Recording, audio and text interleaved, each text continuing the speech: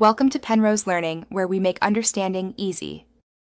In this video, I will explain how to connect Extocium to MetaMask step by step. Open your MetaMask extension and unlock it, then switch to the Networks menu and choose Add Network.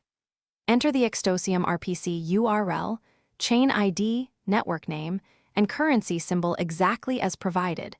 Then save the network and switch to it so your wallet can interact with Extocium dApps easily and securely. Start by selecting Add Network and then Custom RPC in MetaMask, and paste the Extocium RPC URL into the RPC field. Fill the chain ID, network name, and native currency symbol as provided by Extocium resources, double-checking for typos. Save those details, then switch your active network to Extocium so your wallet uses the right chain, and you can safely connect to dApps or import tokens without errors or lost funds. If you're finding this walkthrough helpful, please subscribe and like so I can keep making clear, friendly guides for you. Quick recommendation.